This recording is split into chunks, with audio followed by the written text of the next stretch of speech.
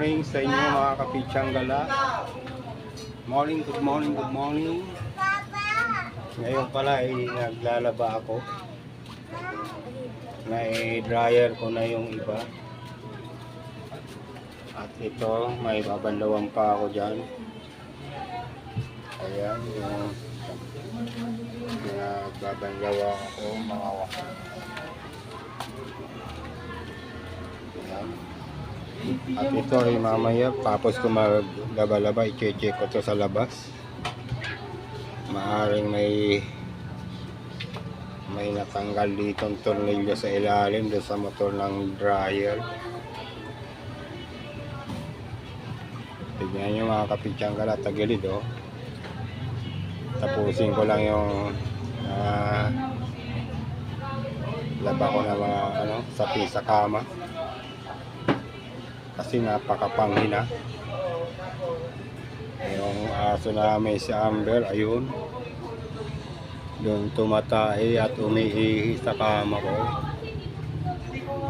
Hindi ko naman pwede saktan yan kasi love na love ng family ko yan.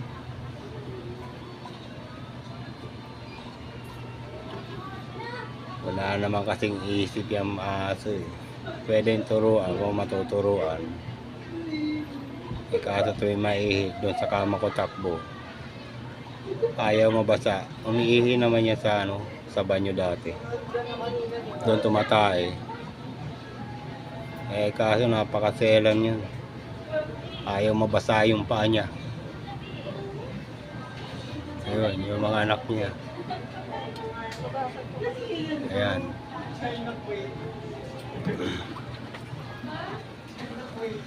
Ay, mga anak ni Amber. Love na love ng family yan. Kahit umiiyan sa kama ko, tumatay, di ko sinasaktan niya, mga kapitsang gala. At ito yung mga dryer ko na, mga nilabahan ko kanina. Magtitinda sana ako. Kaso ito, sa kama ko, napakapanghina. Eto mamaya labahan ko to sa katong sa pinang pum. Lalabahan ko yan. Magtitinda sana ako ngayon, kaso tuwing uuwi ako matutulog, napakapanghina nito. Nakakasulasok na yung amoy, mga kapitsang gala. At ito yung mga battery ko, kina-charge ko pa. Ayan, ilabas ko na kanina to, itong gamit ko. Kaso na mainit na sa labas at pinasok ko ulit, nakukulob tong mga hot sauce ketchup. Pag nakukulob yan parang umaasim yung lasa ng ketchup. Mga kapitsang gala, mamaya i-update ko kayo sa mga susunod na vlog ko. Papatayin ko muna tong cellphone.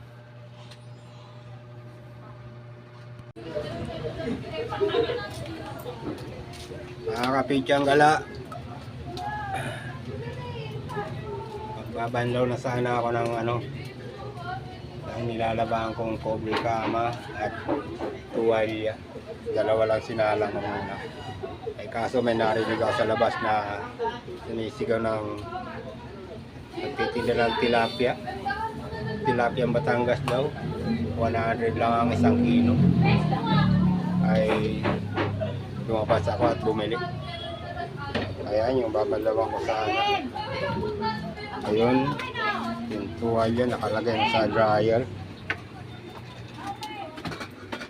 Ito po mga kapitsang gala, yung tilapia ang binili ko. Bumili ako ng isa't kalahati, ayan po. At kakaliskisan ko yan at tatanggalin ang hasang at bituka. Piprito na lang namin. Para may ulam kami, wala pa kaming ulam. Mag-aalas 12 na.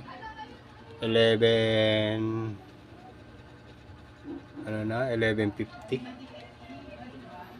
Ayan mga kapityanggala, update ko na lang kayo mamaya. Patayin ko muna cellphone. Ayan mga kapityanggala, luto na yung iba. At mayroon pang mayroon pang tatlo. Binaliktad ko, nakababaliktad ko lang. Ayan.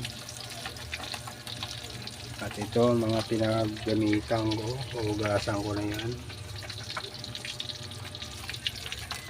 Ayan mga kapityanggala, samahan nyo ako sa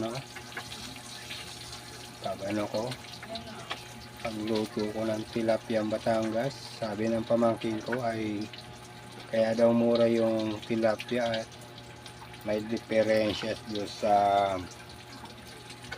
Batangas volcano. Kaya ina-harvest na mga tilapia doon. Baka ma-apektuhan ng asphalt. Pag nangyari ay hindi na mabibili yung tilapia nila. Kaya maagang hinarvest. Ayan. Shout out doon sa nagtitinda ng tilapia. Dumaan dito sa may sapote. Nagsisigaw kanina at naglalaba ako.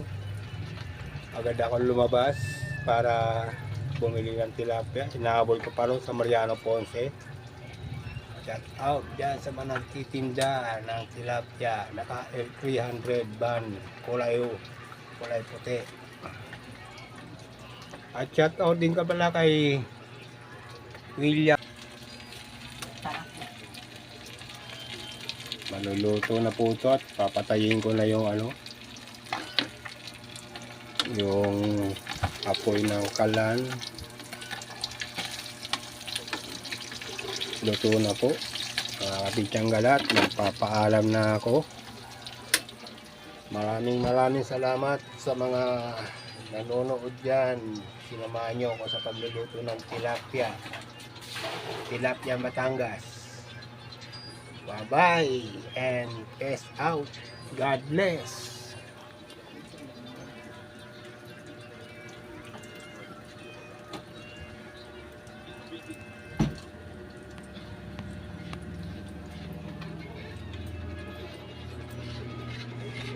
Andiyan mo na yung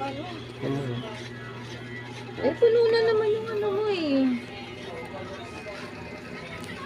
Di pa na yan, ayaw mga magani.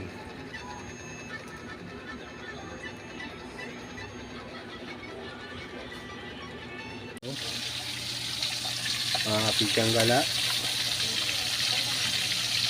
Ayan, sinalang na yung tatlo. Apat na yung nalinisan ko.